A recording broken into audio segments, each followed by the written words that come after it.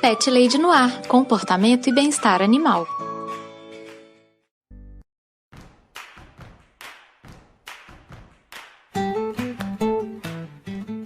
Olá, Pet Lovers! Aqui é Carol Barros, você está ouvindo o Pet Lady no Ar, o podcast que quer aprender a se comportar melhor. E o episódio de hoje tá sensacional, gente, sério. Eu recebi uma médica veterinária comportamentalista, a Ruth Albuquerque, para a gente conversar um pouco sobre o trabalho do médico veterinário que lida diretamente com o comportamento dos animais. O papo com ela ficou muito rico e muito leve também. Tenho certeza que vocês irão adorar esse episódio. E todos os contatos da Ruth estão aqui no post do episódio.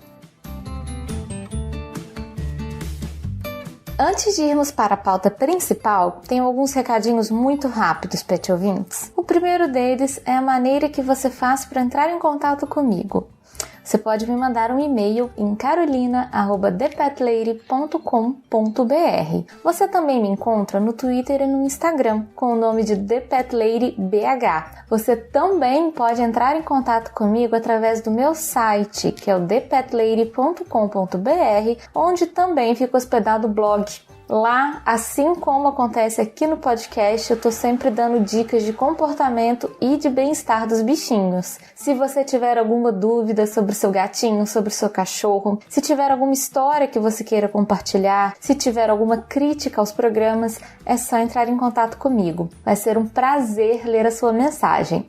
O segundo recado é a maneira que você ajuda esse podcast a se manter no ar. Você pode se tornar um padrinho, um assinante aqui do Pet Lady no Ar. Nós temos o projeto tanto no Padrim quanto no Colabora Aí. Os links para o projeto estão sempre aqui na descrição dos episódios. É só vocês entrarem lá. Tem todos os detalhes das faixas de apoio, das recompensas. A partir de R$1 por mês, você pode ajudar o Pet Lady no Ar a continuar produzindo programas com conteúdo de qualidade. É muito bom ter o envolvimento dos meus pet ouvintes na produção dos programas. Se você não puder ou não quiser contribuir financeiramente, só de compartilhar o episódio com seus amigos, com as pessoas que têm pets, que você acha que poderiam gostar do programa, você já me deixa muito feliz.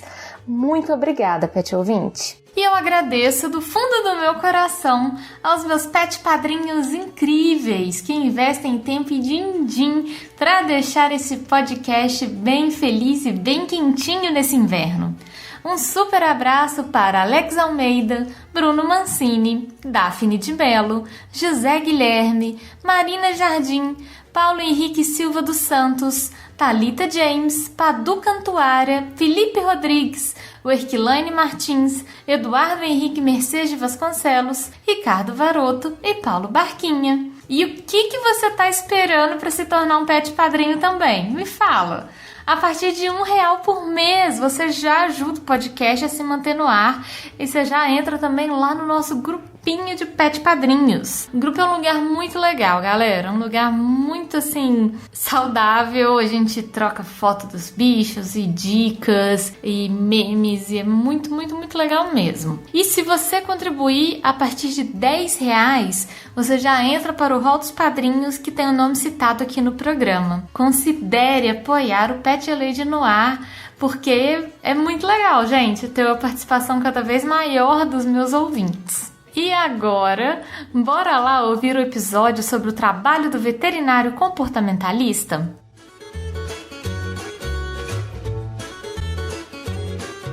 Ruth, seja muito bem-vinda aqui ao podcast, ao Pet Lady no Ar. É um prazer enorme poder te receber aqui para a gente bater esse papo. Quero pedir para você se apresentar para o nosso ouvinte, falar um pouco de você e do seu trabalho. Primeiro, muito obrigada pelo convite. É um prazer estar aqui e falar dessa área assim, que eu amo demais e de uma coisa que eu sou apaixonada, comportamento animal, medicina veterinária comportamental. Eu sempre fui uma pessoa que amou comportamento, desde muito nova, eu sempre tive muito interesse, sempre fui aquela pessoa que gostava de ficar olhando o comportamento dos bichinhos, sempre fui aquela pessoa que queria ler livros sobre o assunto, assinava revistas sobre o assunto, e Quando eu pensei daí da minha primeira formação, eu tinha 16 anos, já estava fazendo ali um curso profissionalizante de adestramento, já estava buscando mais coisas na área. Acabei indo para veterinária, porque eu fiquei pensando como eu teria uma base para trabalhar com comportamento animal. Eu cheguei a considerar a psicologia também, que é uma área que eu acho super legal e que entra muito no comportamento animal, né? Mas eu achei que a veterinária ia me dar uma base da parte orgânica. E fui para a veterinária, me formei em veterinária e depois fiz a especialização em etologia clínica, né, que é nada mais, nada menos que um outro nome para medicina veterinária comportamental, ou agora também tem sido chamada de zoopsiquiatria, né, já era chamada antes, e agora de psiquiatria veterinária, tem se usado no Brasil atualmente. Então, são todos a mesma área e é a área que trabalha aí com essa questão de problemas orgânicos que envolvem o comportamento, né? As duas coisas se unem. E é isso, assim, a paixão, é o que eu adoro fazer. Ah, que ótimo! Fala assim para mim, para os ouvintes, qual que é a diferença de um veterinário comportamentalista para um veterinário clínico? O que muda no seu trabalho? Ou você faz as duas coisas? Como que se vê essa diferença? O veterinário comportamentalista, ele é uma especialidade dentro da medicina veterinária. Então, da mesma forma que a gente tem um ortopedista, a gente tem um gastroenterologista, a gente tem um oftalmo, a gente tem um veterinário comportamentalista. Embora não seja uma especialidade reconhecida pelo CRMV ainda, né, o CFMV, de forma federal, ele ainda não reconhece várias das especialidades da veterinária. Infelizmente, são apenas poucas especialidades que já são reconhecidas. Ela é uma especialidade que existe, assim como oftalmo, assim como outras especialidades, e que para o veterinário atuar nessa área, ele tem que ter estudado para isso. Por quê? Porque a gente não aprende o suficiente de comportamento na veterinária. Geralmente, a gente não aprende quase nada. Tá? A gente aprende a parte da fisiologia, às vezes alguma coisa voltada para bem-estar, mas da clínica comportamental mesmo, a gente não tem isso na grade da medicina veterinária. Então, o veterinário ele sai muito cru quanto a esse assunto, ele não está preparado para trabalhar nisso, né? Então, ele precisa aí correr atrás de uma especialização, correr atrás de cursos extras, correr atrás de estágio, para poder ter uma formação para trabalhar na área, estudar muito, para conseguir acompanhar isso. E é um tema que a gente tem que estar sempre estudando, porque o comportamento animal ele está se renovando o tempo todo, né? Ele é uma ciência, e quando a gente pensa em medicina veterinária comportamental, isso não surgiu há muito tempo, né? Então, assim, se a gente pensar na primeira organização que teve de medicina veterinária comportamental, que foi a primeira associação que foi nos Estados Unidos, foi há 60 anos. É muito pouco tempo. É muito recente. É muito né? recente. Porque até a gente mesmo demorou um pouco para parar e voltar e pensar o quanto a nossa mente interfere na nossa saúde, né? Quando a gente pensa nos médicos anteriormente, a gente tinha aí a histeria, tinha algumas doenças mentais que eram tratadas, mas o problema mental ele era afastado da sociedade, né? Se pegavam as pessoas com problemas e alterações comportamentais e mentais e se afastavam da sociedade em geral e não se tratavam essas pessoas como se trata hoje em dia, né? Então, muito pouco tempo faz que a gente começou a tratar comportamento em pessoas, né? Em seres humanos. Em animais, menos tempo ainda. E o primeiro livro que teve aí na área, inclusive foi feito por um veterinário em conjunto com um psiquiatra, né? Tudo assim, embora pareça muito tempo, dependendo do ponto de vista, para a ciência, 60, 70, 80 anos é muito pouco.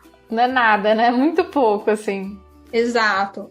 Então, a gente ainda está sempre aprendendo, né? É legal que está tudo sempre mudando. As técnicas que se usavam 20 anos atrás, as técnicas que se usavam quando eu comecei, que fiz o meu primeiro curso de adestramento, são totalmente diferentes das técnicas que eu uso hoje, né? E está sempre mudando, a gente está sempre descobrindo, sai um estudo novo, a gente tem que estar de olho, porque talvez alguma coisa ali possa aperfeiçoar a nossa rotina de tratamento. Então, é uma área muito apaixonante, mas também exige uma atualização, assim, o tempo todo, para que a gente consiga um tratamento bem feito para os animais. Entendi. E na verdade, você comentou uma coisa que eu já ouvi outros veterinários falando, que é interessante, o fato de que na graduação a parte comportamental não é muito aprofundada, né? Não é muito estudada pelos graduandos ainda.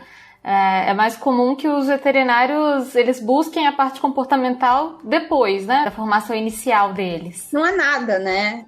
Se a gente for ver aí, ainda são poucas faculdades que têm bem-estar e comportamento animal dentro da graduação, talvez ali etologia, mas ainda de uma forma muito rasa, visando todas as espécies, visando o comportamento natural e o controle de bem-estar na produção, né? Bem-estar talvez em zoológico, mas ainda é muito pouco, né? A parte da clínica comportamental, das patologias comportamentais, isso não é visto, né? Dentro das faculdades, dentro da graduação, a gente não tem.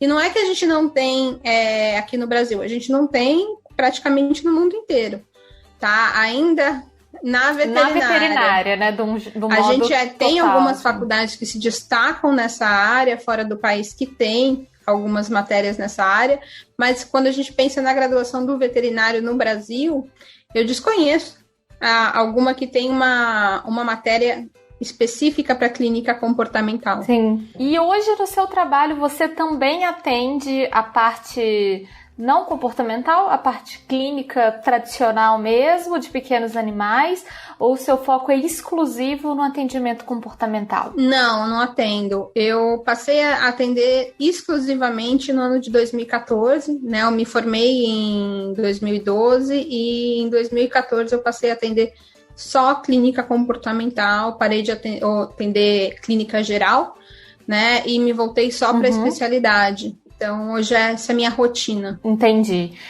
E são trabalhos muito diferentes. Sim. Atender a clínica geral e atender a parte comportamental. Totalmente. Ótimo. E hoje você atende mais cães ou gatos, Ruth? Ou os dois? Tem alguma diferença para você? Eu atendo muito mais cães do que gatos, embora eu atenda os dois, né? Acaba que na minha rotina eu acabo atendendo muito mais cães do que gatos no meu dia a dia. Talvez porque, como eu trabalho bastante com adestradores, né, que são um profissional super importante aí, em vários casos que a gente trabalha, eles fazem a diferença, acaba que eles me trazem mais os cães. Então, acaba chegando mais por indicação os cães mesmos. Mas eu trabalho com as duas espécies. Entendi. Você nota que tem alguma espécie que não que tenha mais problemas, mas que os problemas são mais... não sei, que os tutores levam mais a buscar um veterinário comportamentalista? Você acha que os tutores de cães têm mais essa preocupação, os tutores de gato, ou não tem essa divisão? Eu sinto que o tutor de gato, ele tende a ser mais detalhista, às vezes, do que o tutor de cão, tá? Então, ele tende a prestar mais atenção em algumas sutilezas, porque o gato é um animal mais sutil, né? Sim. Ele é um animal que demonstra menos até quando está doente, né? Um animal que ele não pode demonstrar a doença, porque se ele demonstrar a doença, ele vai estar sendo um animal mais fraco dentro daquele meio, e pela própria evolução dele, se ele fizer isso, ele perde território para outros felinos, ele perde o território, então, consequentemente, ele perde a possibilidade de caça naquele território e ele diminui a sua chance de sobrevida. Então, o gato, ele esconde muito, né? E o tutor de gato, ele vai desenvolvendo essa questão de ter aquele feeling, de ficar de olho nos pequenos sintomas. Então, ele tende a ser mais detalhista para algumas questões. Mas o tutor de cão também se preocupa, também vai atrás. O que eu sinto muito é que existe um perfil, na verdade, de tutor, não necessariamente de espécie. E você acha que recentemente, assim, nos últimos tempos, os tutores têm ficado mais atentos têm ficado mais cuidadosos com as questões de comportamento que podem, enfim, evoluir para problemas maiores e procurado ajuda também? Eu tenho certeza disso, da mesma forma como a gente tem ficado mais consciente para as nossas próprias questões, né, emocionais, a gente tem começado a também olhar para o lado e ver as questões emocionais de quem convive com a gente, né, inclusive os nossos cães, os nossos gatos, as nossas aves e demais espécies, porque a gente começa a prestar mais atenção também na emoção do outro e no sofrimento do outro, além do nosso próprio sofrimento. Ainda é um movimento que não é tão comum, né?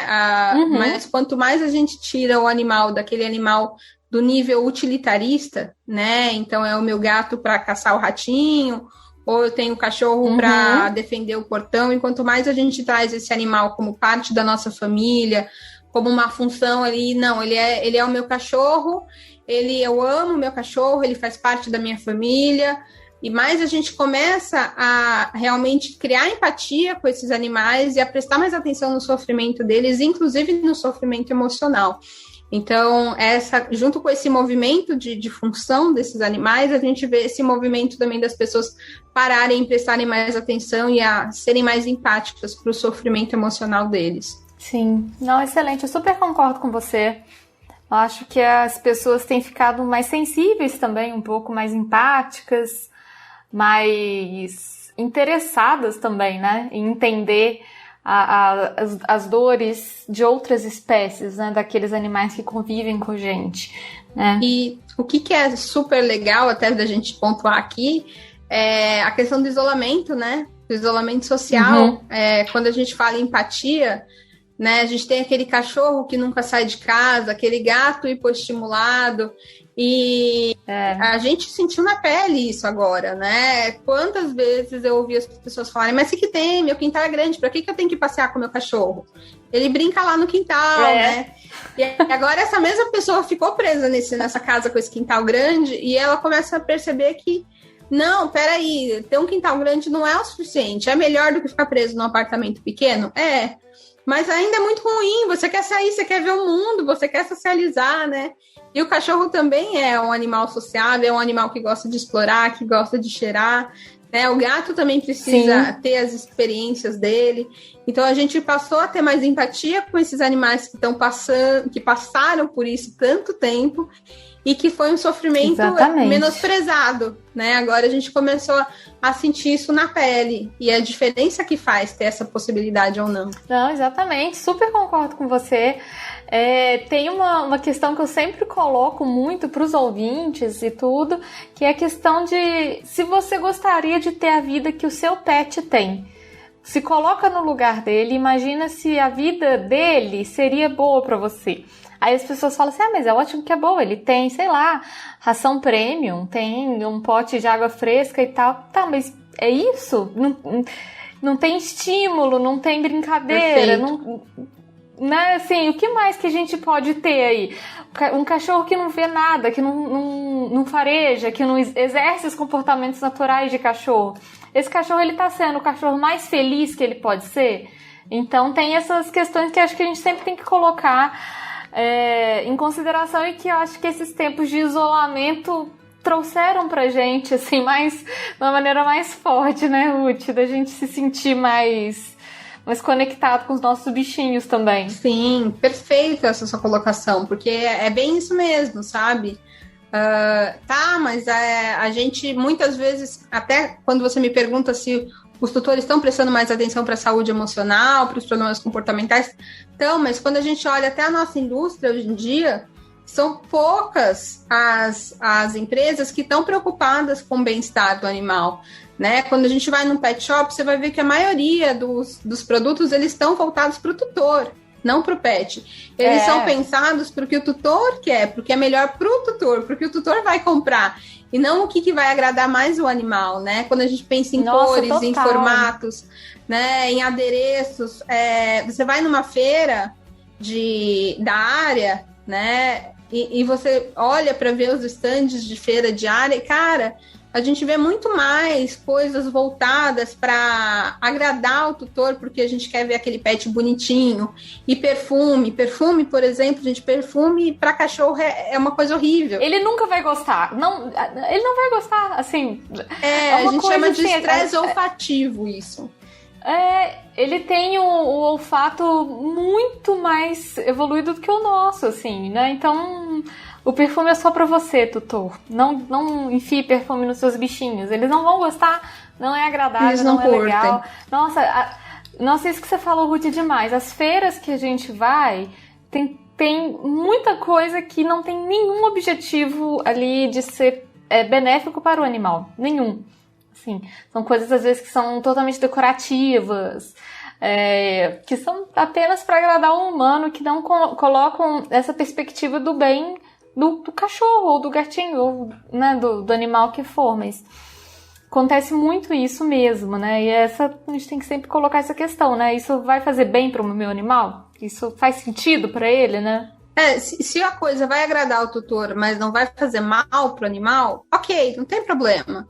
O problema é quando a gente começa a colocar a nossa preferência acima do bem-estar do nosso animal. Daí é um problema, né? E daí quando a gente pensa em perfume, às vezes aqueles 40 mil laços amarrados na cabeça do cachorro, né? Eu falo pro tutor, amarra a sua cabeça, pega o cabelo, faz um chuquinho. Bem puxado. E deixa lá 24 horas. Deixa 24 horas. A sensação é horrível. Né? E eles têm essa sensação também, mas eles não conseguem falar, olha, essa chuquinha aqui tá me incomodando. Eles se esfregam, eles tentam tirar, mas eles não conseguem falar, né? Então, assim, tem muita coisa que a gente faz ainda que a gente não para pensar, será que isso é bom para ele ou eu faço isso só porque eu gosto e é legal para mim? Se você faz porque você gosta e é neutro ou é ok pro seu cachorro, pro seu gato, maravilha. Mas se a gente está fazendo porque a gente gosta, mas se seu bicho está sofrendo de alguma forma com isso, a gente tem que parar para repensar, né? E eu acho que toda essa parte de parar para sentir o outro, parar para ser empático com a emoção do outro, é uma coisa mais recente quando a gente pensa em animais. E junto com isso veio a questão da medicina veterinária comportamental também. E entender que para o cachorro, para o gato, para os animais, a gente não tem só a carcaça, né? A gente não tem só a saúde física, a gente tem a saúde emocional e que as duas coisas estão interligadas, né? Sim, total. E, na verdade, uma das coisas que mais me foi perguntado quando eu comentei com os ouvintes que eu ia gravar com você, a gente ia conversar sobre o trabalho do médico veterinário comportamentalista, era sobre o uso de medicamentos na terapia comportamental veterinária, se é muito utilizado, se é algo comum, se não é tão utilizado assim. Eu acho que ainda existe uma visão que é um pouco... uma visão um pouco assim, entre aspas, ignorante de que o comportamentalista veterinário ele vai dar um ansiolítico pro animal para acalmar ele, e é isso, assim, que o uso do medicamento é que vai resolver o problema. E eu queria te perguntar como que é o uso de medicamentos também na terapia comportamental. Olha, quando a gente pensa em um tratamento comportamental, a gente nunca vai ficar só na medicação, tá? Nunca, nunca mesmo. Por quê? O comportamento, ele é multifacetário, né? Se a gente tem um problema comportamental, não adianta a gente querer dar uma medicação e achar que vai resolver. A medicação é ali a nossa cerejinha no bolo, sabe? É a que vai fazer uma diferença, sim, vai ajudar, sim, mas que sozinha não vai resolver. Por quê?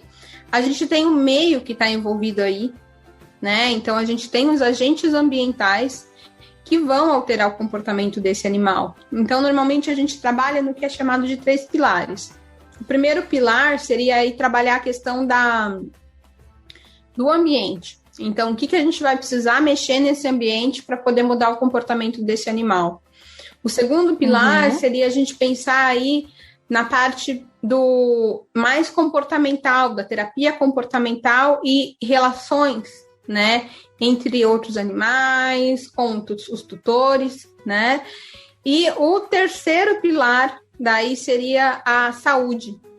Então, eu vou pensar dentro da questão da saúde, talvez a gente tenha que tratar outros problemas além de alterações comportamentais, às vezes a gente tem alterações metabólicas, às vezes a gente tem alterações ortopédicas, né? Às vezes a gente tem alterações de neurotransmissores, e daí, normalmente, quando a gente pensa em alterações de neurotransmissores, a gente vai entrar com os psicotrópicos que vão ajudar a gente a controlar essas alterações. E é aí que o psicotrópico vai entrar.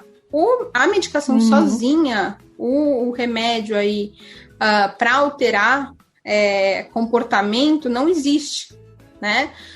Não existe uma pílula mágica, eu chamo, se tivesse o pozinho de plim-plim-plim pra gente jogar assim, pá, jogou em todo mundo, resolveu o problema. Seria bem mais fácil, né?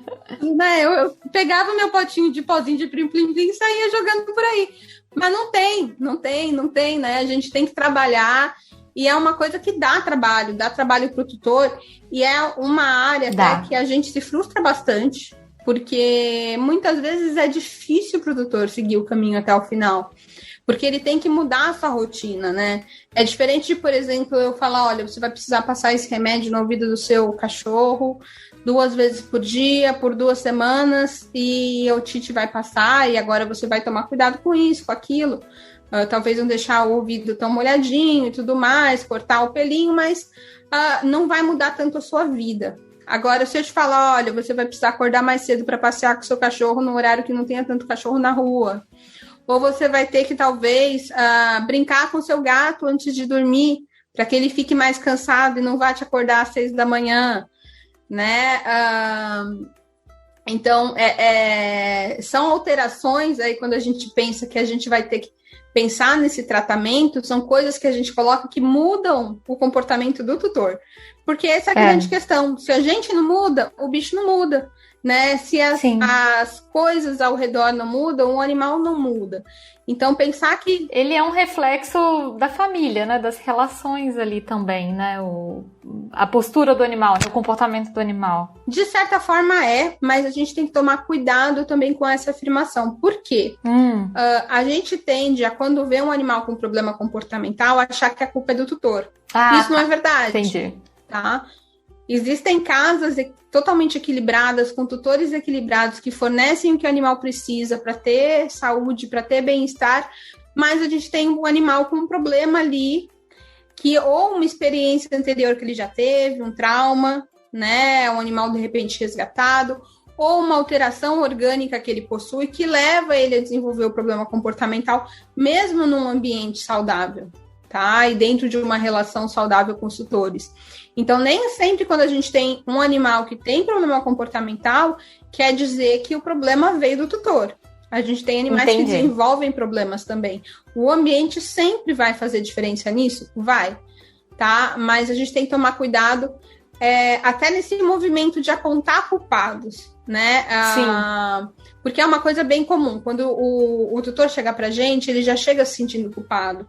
O meu cachorro tá fazendo isso, ele tá atacando, meu gato vai pra cima das visitas, ou o meu gato tá urinando pela casa toda, e a pessoa já vem com aquela carga de culpa, né? E muitas das vezes esse gato tá com uma cistite. Sim. Né? Tá com uma infecção de urina e não é culpa do tutor. Né? E daí a gente vai trabalhar todas essas questões, o que está levando na infecção de urina, vamos ver a caixa de areia, vamos ver. Então, é bem importante entender que é uma questão multifatorial e que remédio sozinho não faz milagre. Até seria muito bom, né, Ruth? Acho que grande parte dos tutores ia adorar se tivesse um remedinho milagroso. Mas, infelizmente, não é tão simples assim, Não né? é tão simples. Assim como não é pra gente, né? Quando você pensa num processo terapêutico para uma pessoa, você não vai fazer uma terapia e faz uma sessão de terapia e volta perfeito, curado. Não é assim, né? Não, é um processo. E para os animais também, né? Feliz ou infelizmente, pra gente querer essa mudança, a gente tem que ir atrás dessa mudança e leva tempo. Exatamente. E eu quero, na verdade, já te pedir para você emendar no assunto, porque a próxima pergunta tem tudo a ver, das relações entre questões físicas e questões comportamentais. Se essa relação é comum de acontecer, conforme você comentou, O animal que tem algum problema no corpo e esse problema se transforma ou se... Ele se mostra numa questão comportamental. Se isso aparece muito para você. É extremamente comum. Na verdade, muitos dos problemas comportamentais estão relacionados a questões físicas e isso é ignorado por muito tempo. Tá? É bem comum um animal que chegou para mim já ter passado por um adestramento ou por algum outro tipo de tratamento e o tutor fez direitinho, seguiu o tratamento, o adestrador era um ótimo adestrador, mas não evolui porque a gente tinha uma questão fisiológica aí envolvida. E muitas vezes o animal melhora o suficiente, às vezes, e isso também pode passar desapercebido. Né? Então, é bem comum. Então, quando a gente tem problema de comportamento, sempre vale um check-up, porque é bem mais comum do que a gente imagina, e as novas pesquisas científicas estão mostrando isso, né? A gente chega a se assustar quando vai ver as porcentagens em países diferentes. É uma relação muito grande de alterações. O que eu vejo mais hoje em dia é a dor, tá? Animais com dor têm problemas comportamentais com muita frequência, né? A gente vê alterações metabólicas, aí eu diria que hoje em dia é o que eu vejo em segundo lugar, alterações metabólicas tanto na adrenal, quanto em algumas vezes aí a gente também acompanha na tireoide ou outros tipos de alteração que podem estar relacionadas também. Né? Mas eu diria que a dor ainda é a alteração número 1 que a gente vê, e daí você trata a dor e o comportamento ele vai bonitinho depois do tratamento com o adestramento. Nossa. Parece que você derrubou um muro que estava ali impedindo o negócio de caminhar, né? Que na verdade... Mas se a gente parar para pensar, faz bastante sentido, né? É muito difícil a gente... fazer alguma coisa, entre aspas, correta se a gente está sentindo muita dor. É muito difícil você aprender alguma coisa se você está sentindo dor. Então, a dor realmente me parece ser um fator bem complicado mesmo, né? Sim, e quando você vai ver, a gente tem trabalhos que mostram correlação de dor e medo, né? Fobias de barulhos, fobias de tempestades. A gente tem trabalhos que mostram associação de dor e agressividade, né? A gente tem tantos problemas aí comportamentais que estão relacionados à dor. E é o que eu vejo mais no meu dia a dia mesmo. Animais com dor que não foram diagnosticados, não porque não passaram por um bom veterinário, mas é que a consulta veterinária ela costuma ser mais curta também, né? A consulta comportamental ela é longa, a gente observa o animal por muito mais tempo. E o olhar do veterinário comportamentalista, ele já é treinado para procurar esse tipo de patologia, que a gente sabe que pode estar relacionado com um problema comportamental X ou Y. Então, a gente tende a achar isso com mais facilidade também. Sim, faz sentido. E eu imagino que também questões relativas à idade do animal também devem interferir nisso, assim... Então, imagino, né? Por exemplo, um animal idoso que já tem algumas dificuldades, ele pode estar com uma artrite ou alguma dor que impossibilite ele de fazer alguma coisa e isso se reflita numa questão comportamental, enfim. Outras questões físicas que atrapalham que o comportamento seja o mais adequado possível, né? Quando a gente pensa no idoso, vem muito a questão da disfunção cognitiva, que é algo bem parecido com Alzheimer aí nas pessoas. Sim. E é bem comum a gente ouvir, não, ele tá assim, mas é porque ele é velhinho, é assim mesmo. Não é assim mesmo, né? Se a gente tem um avô, uma avó com dor, ou a gente tem um avô e uma avó que nunca acorda, a gente vai levar no médico para ver se tem alguma coisa errada. Por que a gente acha que o gato e o cachorro idosos... não é porque tá velho que, né... Exato, por que a gente acha que eles não têm mais que brincar, que eles não têm mais que passear, que eles não têm mais que ter as atividades deles, Exato, né? Fazer as coisas deles. E daí a gente faz justamente o que a gente não precisava fazer, que é deixar aquele bicho cada vez mais hipoestimulado. Então, é nessa fase da vida que eles precisam de mais estímulo para brincar, para interagir, e é quando a gente, não, deixa ele dormir, ele é velho, né? Ele não quer... Mas é ali que a gente tinha que estar lá, estimulando ele a usar a cognição, né? Tem a parte dos enriquecimentos ambientais, são super importantes aí. A gente sabe que quando a gente junta enriquecimento ambiental e uma dieta rica em ômegas, por exemplo, em gordura hipossaturadas, a gente sabe que já tem melhoras até e reversão de algumas... um pouco aí dessa evolução da disfunção cognitiva em cães, a gente tem pesquisas que mostram isso. Então, assim, se a gente entra com uma dieta equilibrada, se a gente entra com enriquecimento ambiental, você consegue diminuir a doença aí que é parecida com Alzheimer, né? Você consegue diminuir a evolução da disfunção cognitiva e melhorar o que já tinha evoluído, né? Então, você consegue melhorar essa função cognitiva desse bicho. E às vezes a gente pega esse velhinho e deixa ele lá dormindo o dia inteiro e acha que é isso mesmo, tá velho, é assim. Não é assim, gente. Tá velho, precisa continuar estimulando, né? Tá velho, tá dormindo o dia inteiro, não tá normal, né? Trata, porque precisa tratar. E às vezes as pessoas falam também, meu cachorro fazia xixi no lugar certo, agora faz pela casa toda. Meu gato tá andando pela casa e miando sem parar, e ele não fazia isso antes. Né? Tem várias alterações relacionadas aí à disfunção cognitiva, trocando o dia pela noite, né? Que podem estar relacionadas aí à disfunção cognitiva, e a gente vai ver nesses animais mais idosos. Então, é um animal que também precisa de uma atenção especial, porque neles a senilidade, né, faz bastante diferença, até porque eles começam a perder, quando a gente pensa em visão, audição, eles começam a perder bastante isso, mas não quer dizer que eles não possam ser estimulados, porque eles têm, por exemplo, olfato, que permanece. É um dos últimos a perder.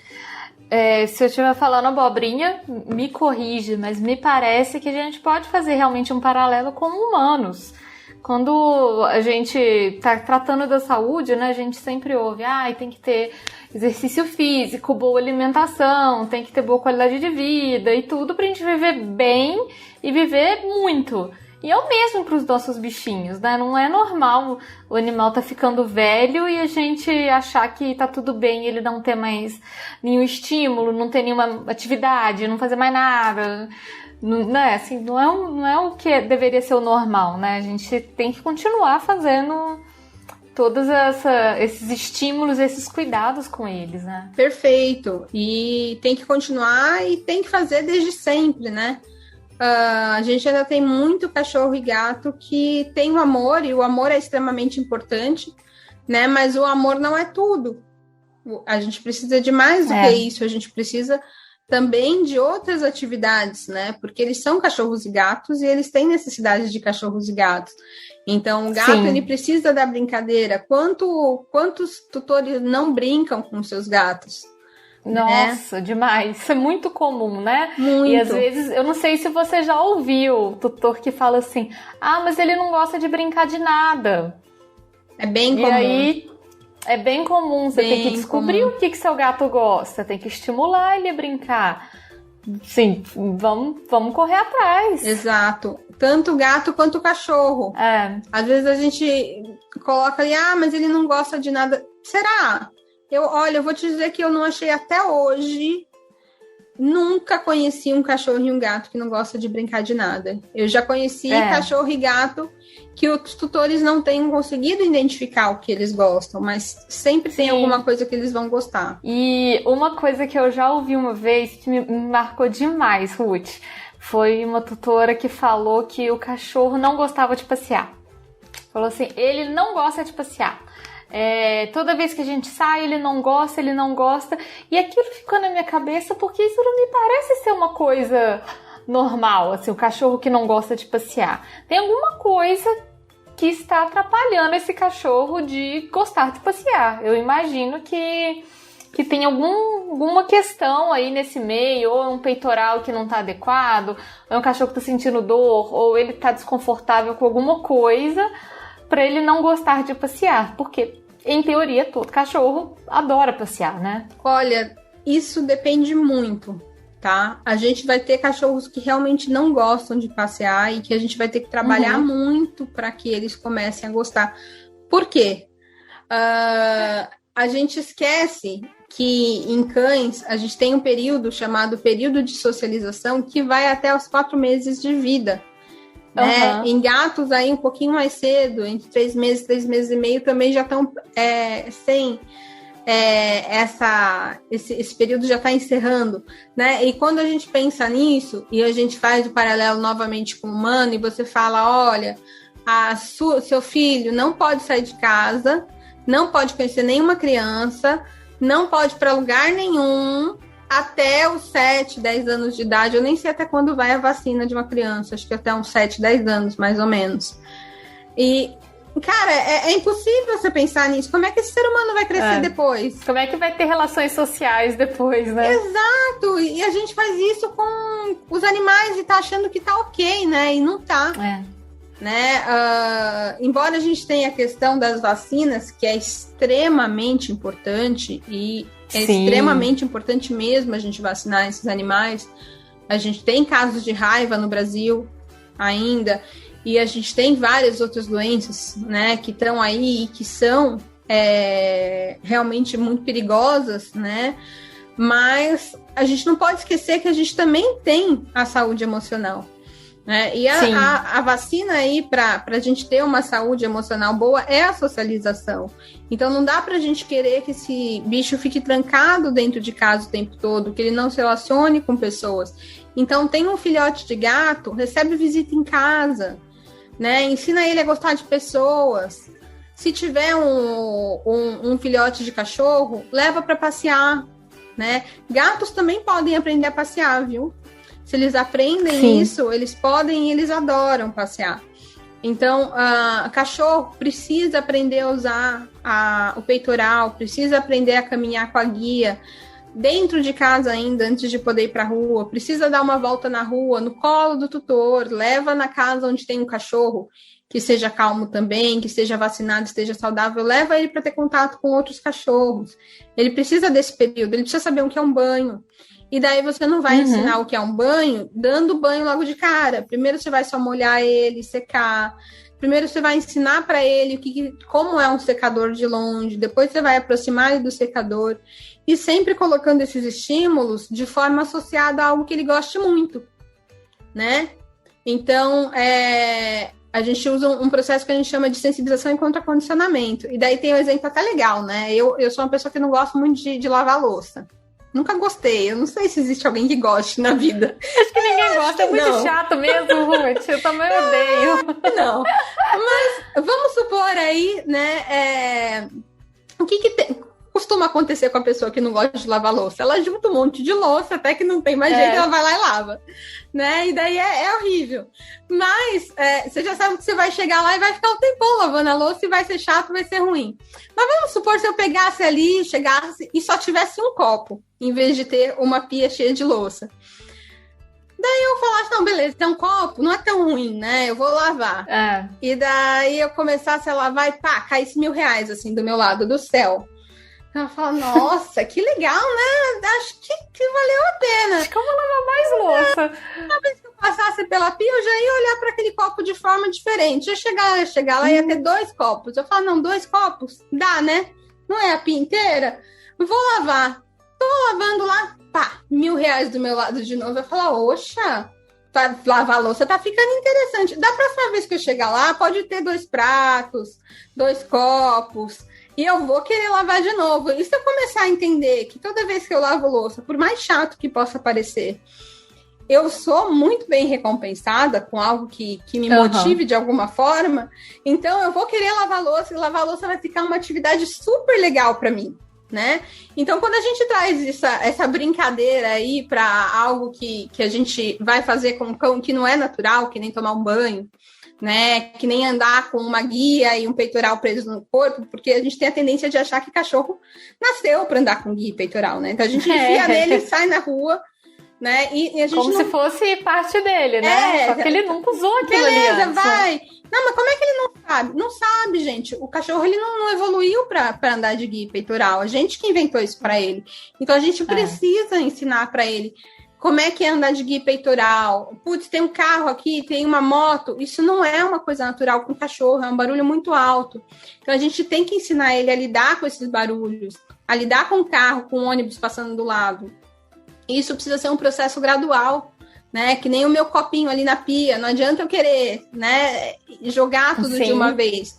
Porque muitas vezes a gente acaba criando traumas e esses bichos não gostam mais de tomar banho, não gostam mais de passear, começam a não gostar de pessoas, porque a gente não fez o processo como ele precisava ser feito e no momento que ele precisava ser feito, né? E também é importante lembrar que se não fez, não quer dizer que não dá para melhorar, ainda dá para melhorar, né? Dá para tratar. Vai ser tão fácil como era naquela época, que era uma esponjinha, que não tinha nenhum trauma ainda? Não, vai dar mais trabalho, mas é possível melhorar. Da mesma forma que se a gente teve um trauma na nossa infância, a gente consegue fazer terapia, fazer um tratamento e melhorar depois. Não tem que viver traumatizado para sempre. Sim, com certeza. Tem uma situação, Ruth, que os ouvintes já me perguntaram várias vezes, que parece ser uma das coisas que mais deixa o tutor de gato de cabelo em pé, que é dar remédio para gato. As pessoas têm uma dificuldade muito grande de dar remédio para gato. E aí, eu sempre dou o exemplo do meu gato aqui em casa. Ele toma remédio há 5 anos. Diariamente, ele tem que tomar um remedinho. E a gente fez justamente isso. A gente fez todo um processo de associação positiva com ele, de modo que hoje dar remédio para ele é extremamente tranquilo, é muito fácil, porque ele já sabe que assim que ele tomar o remédio, ele vai ganhar o petisquinho dele. Então é muito bonitinho, assim, ele toma o remédio dele, não é que ele gosta, ele não gosta de tomar o remédio, mas ele toma. Ele toma o remédio dele e assim que ele toma o remédio, ele já olha, porque ele sabe que naquele momento vem o petisco. Então, assim, o que eu gosto de falar para os ouvintes, não é que dar remédio para o seu gato vai ser sempre uma moleza, mas existem formas da gente melhorar essas coisas que não são naturais. O gato, na natureza, ele não vai tomar um remédio, o cachorro não vai tomar banho, mas existem essas maneiras positivas, amigáveis, cuidadosas, amorosas, que a gente pode melhorar essas situações que a gente precisa ter com os nossos bichinhos, né? Exato. E hoje a gente tem coisas também que você pode colocar em volta desse remédio. A gente tem formulações para esse remédio, né? O gato, ele não aceita tão bem formulações quanto o cachorro. O cachorro ainda aceita, quando a gente pensa em formular medicação em biscoito, ele tende a aceitar muito melhor do que o gato. Né? O gato é muito mais seletivo do que o cachorro com o alimento, né? Porque o cachorro, ele comia coisa estragada. O cachorro, se você dá uma coisa fedida para ele, é o que ele mais ama no mundo, né? O cachorro, ele gosta muito de coisas com cheiro forte. O gato, não, ele é muito seletivo. Muito seletivo, até demais, né? Exato. Então, assim, o gato, ele dificilmente vai pegar um remédio ali com um gostinho escondido, mas tem alguns que aceitam sim, os que são mais glutões, eles aceitam. E às vezes tem umas... aqui no Brasil a gente não tem ainda, mas a gente tem alguns tipos no exterior, alguns tipos de massas que são feitas aí para você colocar dentro a cápsula também para fornecer para o gatinho. Sim. Né? E é uma opção. E, gente, treinar esse bicho, ó. Pega de treinar, é paciência. Meu gatinho, ele que eu tenho hoje, eu resgatei ele tinha perdido a mãe, e daí eu fiz toda a parte de treinamento, de toque. Eu ainda sabia muito pouco, eu estava na graduação, ainda tinha muito para aprender de comportamento, mas eu ensinei ele a encostar, limpar o ouvido, cortar a unha, manipular, e ensinei ele a tomar comprimido. O que eu fazia? Eu dava raçãozinha, colocava na boca dele, né? Como se fosse um comprimido, colocando mesmo na garganta, e depois recompensava ele. Hoje, eu não sabia que isso ia acontecer, mas ele, com 1 ano de idade, desenvolveu um problema na coluna. A gente descobriu uma má formação, ele teve que passar por uma cirurgia ortopédica, e até hoje ele tem que tomar medicação. E... cara, imagina se eu não tivesse feito isso. Seria muito mais problemático, né? Seria estressante para ele e para você também. Exato. Seria um combo de estresse aí. E mesmo esse gatinho que você não fez isso quando é pequeno, você ainda pode, né, treinar esse gato depois. Eu tenho pacientes felinos que a gente precisa treinar eles a tomar medicação. E a gente consegue fazer esse tipo de treino, a gente consegue ensinar para o felino que beleza, talvez você não goste muito dessa manipulação, de alguém dando alguma coisa em você, alguém pingando um colírio, mas vai valer a pena, porque depois você vai ganhar algo muito legal. Vem uma recompensa depois. Exato. Vem uma recompensa muito boa, assim. Então tem jeito, né, Ruth? O que eu gosto de falar para os ouvintes é assim, gente, tem jeito de melhorar. Tem que buscar informações corretas, buscar ajuda profissional, mas sempre tem jeito. Agora, uma coisa que os ouvintes também perguntaram muito para eu perguntar para você é se você consegue elencar mais ou menos quais são os problemas comportamentais mais comuns que aparecem para você hoje no consultório. Se tem alguns que se destacam mais, que são mais... aparecem com mais repetição, ou se é tudo muito variado? Eu diria que uma coisa que aparece muito é a agressividade, né? É bem comum esse movimento de buscar ajuda, mesmo porque é uma coisa que acaba incomodando muito o tutor também, né? Sim. As ansiedades também aparecem muito, e isso é uma coisa muito importante da gente tocar nesse ponto, porque a gente está num momento de pandemia em que está se criando hipervínculos com esses animais, o hipervínculo entre o tutor e o animal está cada vez maior, então aquele vínculo tão forte, mas não é um vínculo saudável, é um vínculo ansioso, inseguro, em que o animal tem que estar perto da pessoa para se sentir bem, né? E, gente, a gente espera, pelo menos, que o mundo volte ao normal um dia. Temos esperança tomara. disso. Mas o que vai ser desses bichos, né? Eles vão sofrer. Exato. Hoje em dia, eles estão ali do nosso lado 24 horas por dia. Quem está fazendo home office, né? Tá ali o tempo todo. É aquele cachorro que cresceu sem nunca ficar sozinho.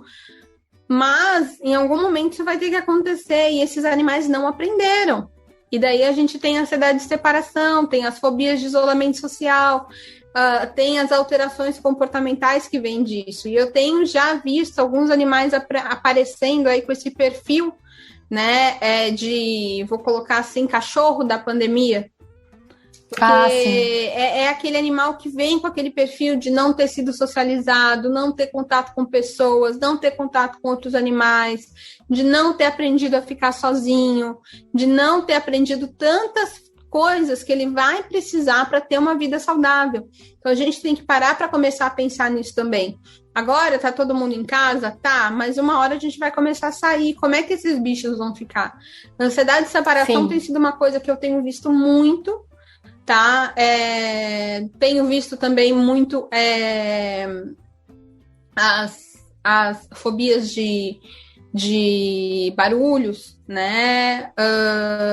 Agora deu uma melhorada a questão de fobias de fogos de artifício, porque a gente não tá tendo tanto jogo, tanta coisa assim, mas as fobias de chuva, né?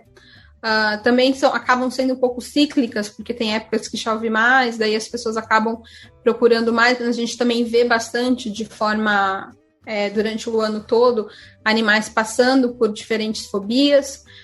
Em geral, é o que eu vejo mais. Em felinos, a gente vê muito urina e fezes no lugar errado, né? Agressividade entre os felinos também é bem comum. Quando a gente vai introduzir um outro felino na casa e não é tomado um cuidado especial quanto a essa introdução ser gradual, em cada parte dessa introdução, e também quando a gente vai pensar em ter um outro felino, o perfil do novo felino que a gente vai pegar para que eles consigam se adaptar bem nessa nova relação que eles vão ter que estabelecer. E às vezes a gente pega isso, né? Essas questões entre felinos de agressividade entre eles, agressividade com o tutor também, com o felino. A gente vê algumas vezes é mais incomum, é muito mais micção e eliminação inapropriada com gato e agressividade entre eles mesmo. E com cachorro, agressividade, eu diria, ansiedade, de uma forma geral, ansiedade de separação e fobias. São as coisas que eu vejo mais, né?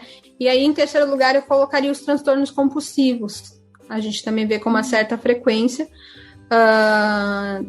que se desenvolvem de várias formas, né, em cães e gatos. Então, tem animais que ingerem itens não alimentares de formas compulsivas, tem animais que se lambem demais a ponto de fazer ferida, tem animais que... Eu ia comentar sobre isso, sobre as lambeduras excessivas, né? Exato. É muito triste, na verdade, né? Eu acho que me dá uma sensação de ser uma síndrome muito dolorida para o animal, né? A questão de ficar se lambendo compulsivamente, né? Me parece uma descarga de um estresse, de uma...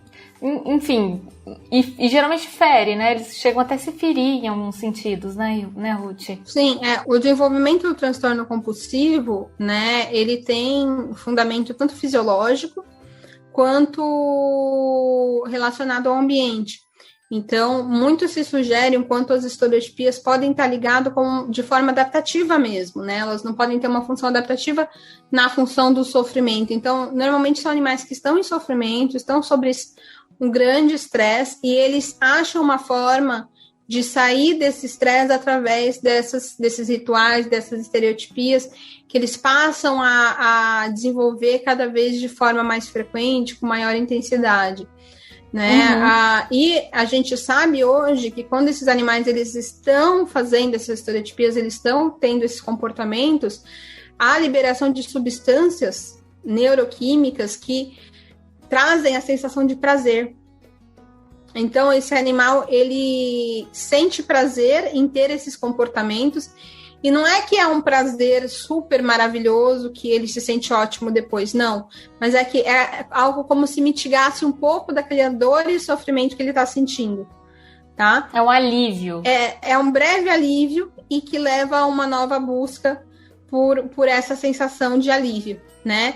E entendi. Não é que é uma coisa boa, mas talvez seja um mecanismo de conseguir lidar com aquela sensação que talvez...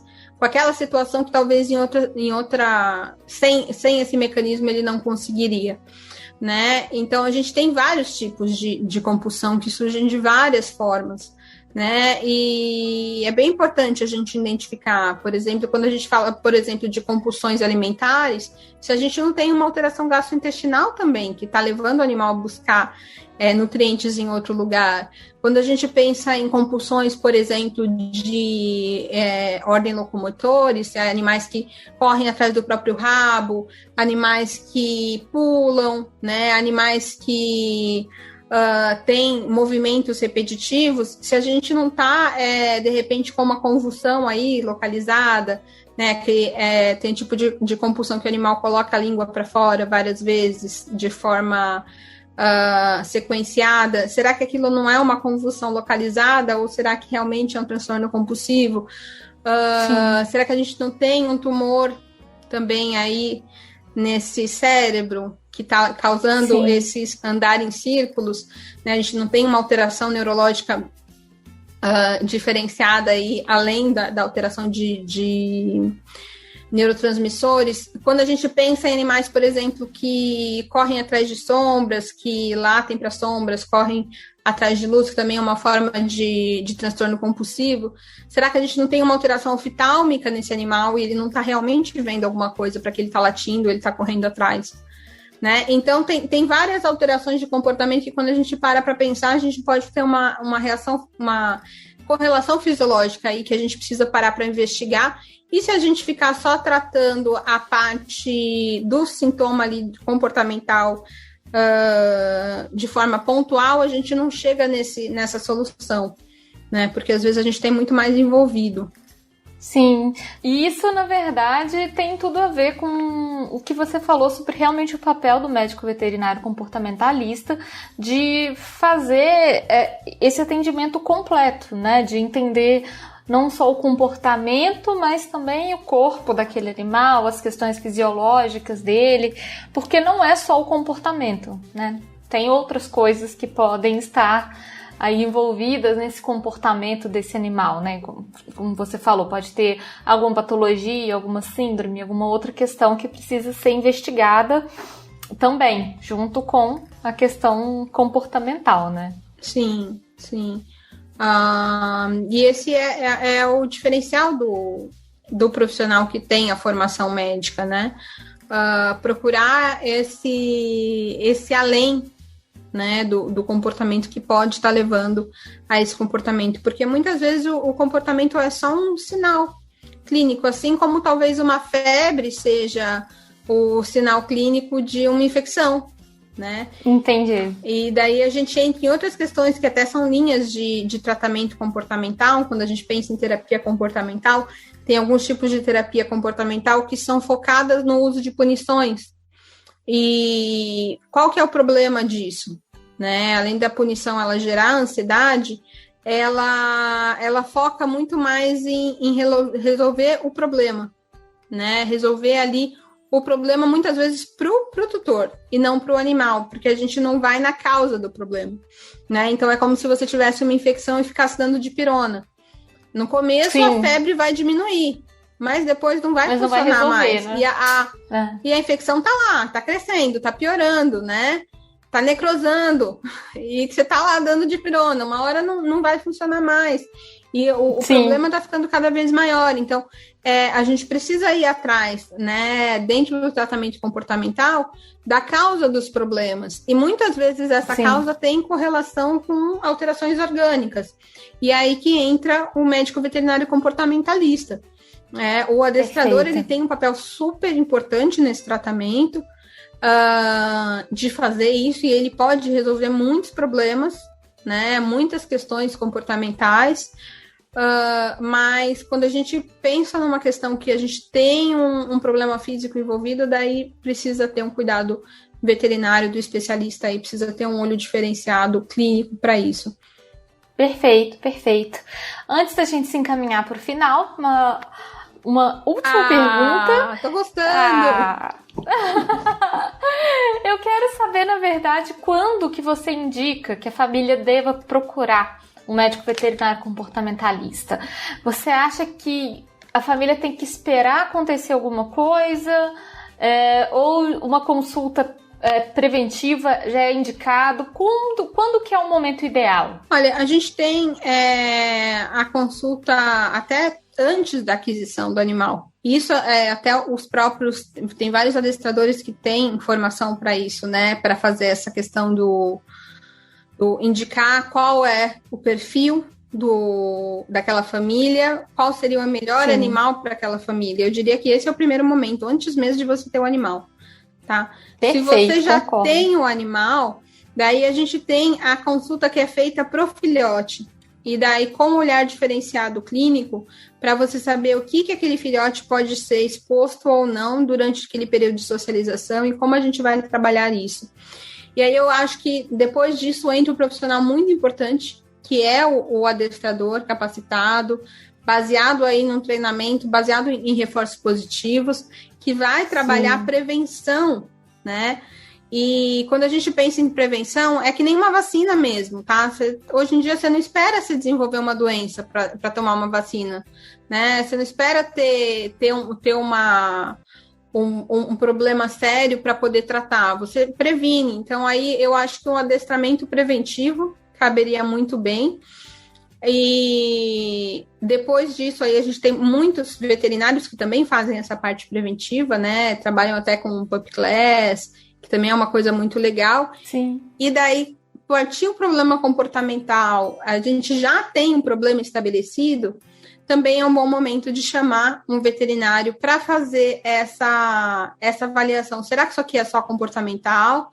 Sigo com o adestrador e vamos em frente? Ou será que isso aqui tem alguma coisa a mais? Eu já atendi vários animais que eu falei, não, isso aqui segue com o adestrador, vai muito bem, a gente fez todo a checagem, né? Fizemos os exames, descartamos as causas físicas, então agora segue com o adestrador que vai bem, né? Muitas vezes esses animais eles chegam para mim porque já não está dando mais certo o adestramento não está evoluindo como ele deveria. E eu entendo isso porque, na verdade, se a gente for ver, a gente tem muito mais adestrador do que veterinário comportamentalista.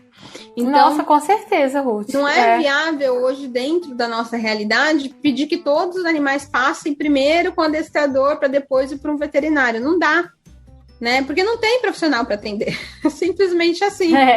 Né? Então, assim, eu diria que primeiro passa com o adestrador, veja, né? Um bom adestrador, ele vai ter um olhar para ver quando tem alguma coisa ali mais estranha. Muitos dos meus pacientes, eles chegam para o adestrador e o adestrador já olha e fala, não, isso aqui não é só comportamento. Daí já vem para mim, a gente faz o tratamento em conjunto. Ou, às vezes, demora um tempo até pro adestrador chegar à conclusão, não, olha, eu achei que a gente ia conseguir resolver com adestramento, mas não está evoluindo como deveria evoluir. Porque, às vezes, você só descobre que tem um problema porque a evolução não está legal.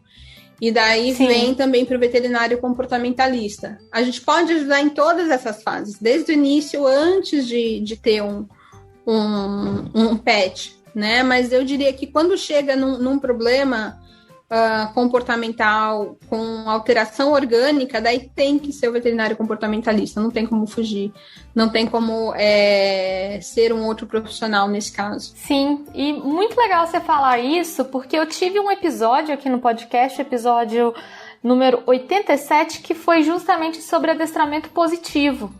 E as adestradoras que participaram falaram muito sobre a parceria com o médico veterinário.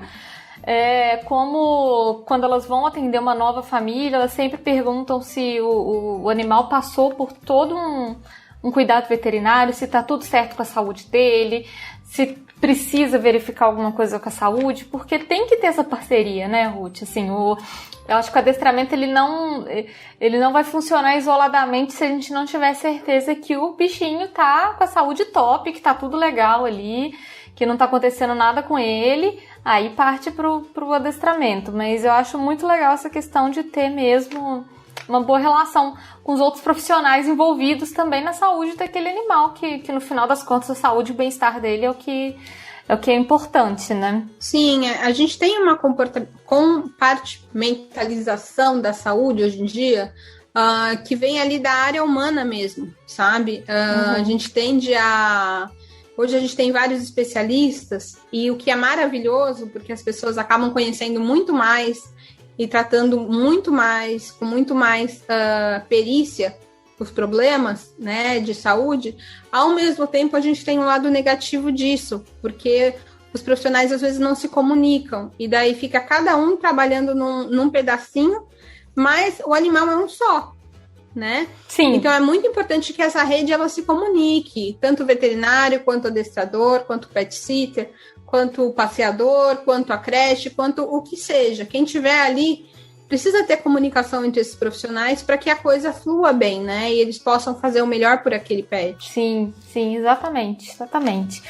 E para encerrar o nosso programa, eu também estou gostando muito do nosso papo, mas a gente está chegando já ao final. Eu quero te pedir, Ruth, para você deixar uma dica, uma sugestão, uma indicação para o nosso ouvinte ter uma relação cada vez melhor com o pet dele. Se você tem alguma dica que você acha que é super importante para o ouvinte. Empatia. Eu acho que empatia, a melhor dica aí. Pare para pensar se aquilo lá tá bom. E daí você precisa fazer um movimento muito forte nessa empatia, porque não é só pensar se tá bom se você fosse aquele animal, mas pensar que se você fosse um animal com as necessidades que ele tem, estaria bom. Porque nem sempre o que tá bom para uma pessoa vai estar bom para um gato. Nem sempre o que tá bom para uma pessoa vai estar bom para um cachorro, né? Então, Sim. Eu acho que a gente precisa parar um pouquinho para entender o que esse animal precisa, o que ele realmente necessita. E daí, em cima disso, pensar se tá bom para ele, né? E daí a gente tem que começar a fazer um movimento de Sim. entender um pouquinho mais esse bicho que a gente traz para casa, porque ele não pediu para estar lá, né? A gente ama, a gente adora, e isso é ótimo, porque essa é uma relação muito benéfica. Tanto o animal se favorece, quando a gente se favorece desse amor que é trocado. Mas a gente precisa entender esse bichinho, a gente precisa entender o que muitas vezes ele está tentando falar para a gente, e ele está ali, às vezes, tentando se comunicar de tantas formas e a gente não entende. E não tem por que a gente viver desse jeito, né? A gente pode Sim. ter um dicionário em mãos, e para a gente ter esse dicionário é só parar e estudar um pouquinho como é que meu bicho se comunica comigo? Como é que ele está tentando falar para mim com esse comportamento? Sim. O que ele está tentando passar para mim fazendo isso? De repente a gente tem uma coisa que incomoda tanto a gente no nosso pet e a gente não parou para pensar qual que é a função daquilo. Qual que é a função daquilo hoje, em como ele vive, ou qual que é a função daquele comportamento para a espécie dele? Por que ele precisa fazer aquilo? Então, se o meu cachorro, de repente, está roendo meu sapato, por que meu cachorro está roendo meu sapato? Por que meu cachorro precisa roer? Roer teve uma função para a espécie dele? Foi importante ele precisar roer? Né? Se meu cachorro está cavando no meu quintal, por que ele está cavando? Cavar teve uma importância? Será que eu estou dando o que ele precisa? Ou talvez ele esteja buscando uma opção, já que eu não estou dando o que ele precisa? Né? Se meu gato tá arranhando meu sofá, né? Não adianta brigar com o gato que está arranhando o sofá. Por que o gato precisa arranhar? Né? A gente sabe que tem função, ele precisa fazer troca de unha, ele precisa se alongar, ele precisa deixar a marca ali, os sinais dele no ambiente. Então, tem uma função evolutiva dentro da espécie e tem uma função dentro do ambiente dele. Então, vamos usar mais a empatia. Eu acho que isso é muito importante. Né? Da mesma forma que nós, veterinários que trabalhamos com comportamento, também precisamos ser empáticos com esse tutor que chega para a gente com um animal em sofrimento. Sim. Porque ele não tem culpa, né? E mesmo quando ele está envolvido no processo, ele também está em sofrimento. Né? Então, eu acho que é muito importante a empatia. Seria o que eu falaria aí como dica para melhorar essa relação. Ótimo, adorei.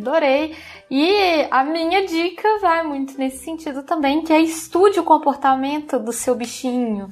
Pesquise um pouquinho, igual a Ruth falou, sobre qual que é o comportamento normal do cachorro, por que o cachorro rói, por que o cachorro enterra, por que o cachorro faz isso, faz aquilo.